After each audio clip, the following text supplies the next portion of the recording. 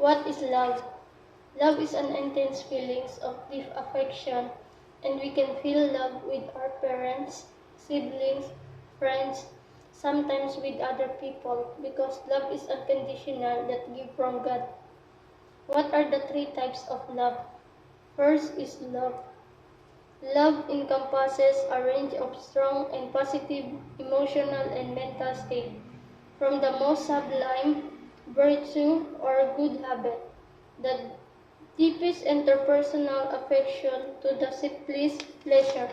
Second is intense love.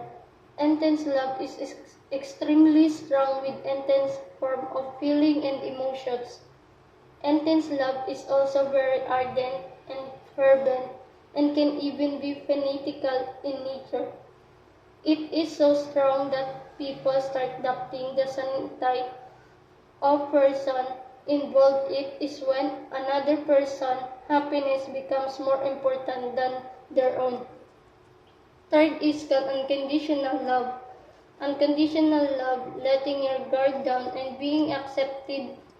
We have so many responsibilities and place so many rules on a daily basis that we could use a safe place. Just be. When someone loves you unconditionally, you feel so. So, as the continuation of the last reporter, I am going to report color wheel of love, triangular model of love, romantic and companionate love, and love languages. So, color wheel of love, according to a Canadian psychologist, John Allen Lee, he said that there are different types of love. There are two types of love, which is the primary and the secondary. Primary types has eros, which means sexual and romantic, philia, which means friendly, and storge, which means parental or filial love. The secondary type what is are pragma, agape, and philavdia. Pragma, which means practical love, agape, which means universal love, and philavdia is which means self-love. And according to him, it is possible for us to experience not just one but two or more different types of love. For example, a child who loves her parents but eventually find friends, which means philia, um, and then experience romantic or relationship, which means eros. So next is triangular model of love. So triangular model, according to Stenberg, is one of the most popular theories of love. This theory looks at love from a psychometric stance. That means trying to measure love as a psychological variable and determining various dimensions and facets that love has experienced by people. And according to Stenberg, love has three interlocking dimensions. First is passion, which refers to physical physical and emotional aspect. Next is intimacy, which refers to the psychological and relational aspect. And lastly is the commitment, which refers to the agency component, or that it is the choice we make with regards to engaging and maintaining the loving relationship. The combination of these dimensions yields a particular love type. So for example, when there is only passion, infatuation is formed. When there is only intimacy, there is liking. When there is only commitment, there is empty love. However, when there is passion and intimacy, there is a romantic love. When there is passion and commitment, there is ludic love. When there is intimacy and commitment, there is friendly love. If all three components are present, then we can say that consummate love exists. So let's move on to romantic and companionate love. So, according to Hatfield and Rapson, they suggest that there are two general types of love, which is romantic and companionate love. Romantic love is characterized by intense feeling or passion. It is a state of intense longing for union with your partner.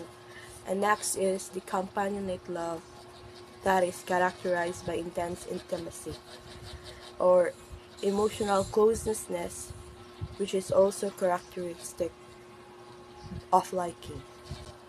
And lastly, love languages. So Gary Chapman suggested that people have various ways through which we give and receive love. He called these unique ways as love languages. And there are 5 types of love languages. First is the words of affirmation, the touch, time, gifts, and act of service. So, people whose love languages is word affirmation tend to verbally express their thoughts and feelings toward the people they love. For example, saying I love you, I miss you, or words that expresses their love for their partners. Next is touch. People whose love languages touch is expressing their love non-verbally. So, for example, through hugs, kisses, or simply a tap on the back, or people might like holding hands. Next is time. So, people whose love languages mostly loves to spend quality time with their loved ones. They they are more willing to create memories with the person they love. Next is gifts. Gifts. People whose love languages is gift shows and receive affection through material things, especially for special occasions like monthsaries, anniversaries, Valentine's, and so on. And lastly, those whose love languages is act of service. It means to help and serve the people they love. They are much willing to serve the people by helping them or him or her to the things they do. Good day, everyone. I am Mary Christy P. Madalaba. So we heard a lot about love, but love remains abstract. It has a lot of definitions.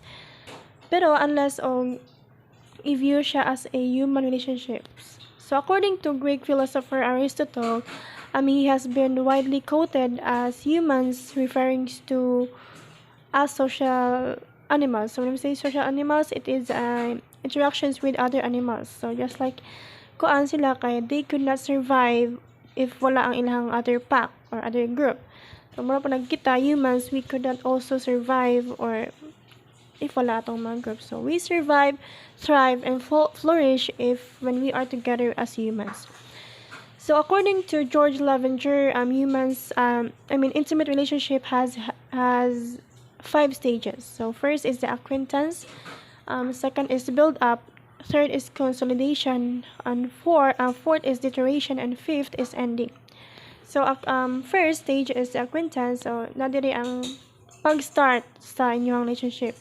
Nadiri ang getting to know each other, nadiri ang pag-sharing of interests and favorites, like that.